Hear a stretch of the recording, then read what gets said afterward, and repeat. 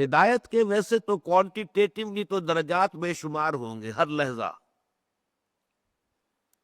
لحظہ ہے مومن کی نئی شان نئی آن.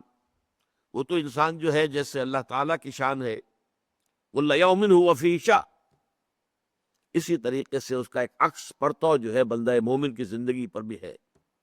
ہر لحظہ ہے مومن کی نئی شان نئی آن. لیکن یہ کہ دو ہم اس کو درجوں میں یا قسموں میں تقسیم کر سکتے ہدایت کو. ایک ہے ہدایت نظری، فکری، علمی. اس کے بارے میں ہم یہ دیکھ چکے ہیں کہ یہ فطرت انسانی میں ودیعت شدہ ہے. اللہ کا علم، اللہ کی محبت، دونوں چیزیں روح انسانی میں موجود ہیں. اور جو روح کے تقاضے انہی کو ہم فطرت سے تعبیر کرتے ہیں. فطرت اللہ التی فطر الناس علیہا، یہ فطرت اللہ ہے جس پر کہ اللہ نے انسانوں کو پیدا کیا. تو موجود تو ہے جیسا کہ ہم دیکھ چکے. سورہ فاتحہ میں بھی تو آغاز یہاں سے ہو رہا ہے کہ ایک شخص اعتراف کر رہا ہے الحمدللہ رب العالمین، یہاں تک تو پہنچا ہوا ہے، جس کی مثالیں ہم دیکھ چکے ہیں. حضرت لقمان کی مثال قرآن مجید میں آئی ہے، اور دوسری بے شمار مثالیں.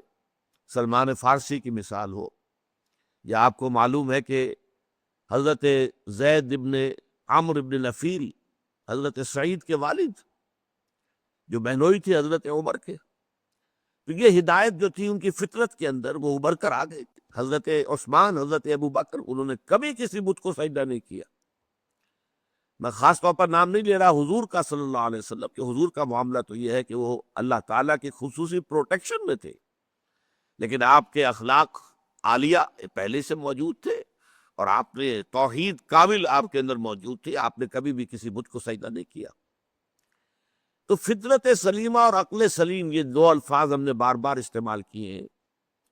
ان سے انسان علمی، نظری، فکری ہدایت تک تو خود بھی پہنچ سکتا ہے، لیکن اس میں وحی کے ذریعے سے جو مزید ہدایت ملتی ہے، ایک تو یہ کہ اس کے اندر یقین کی گہرائی اور مزید ہو جاتی ہے، پختہ ہو جاتی ہے.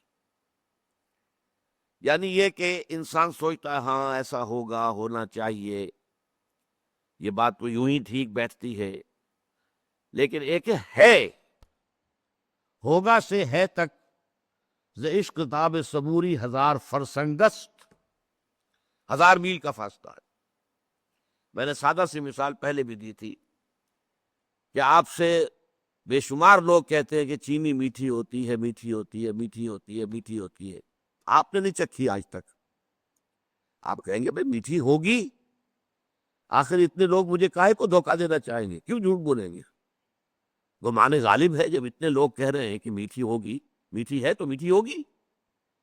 لیکن جب آپ چکھ لیتے ہیں تو آپ کہتے ہیں ہے میٹھی ہے.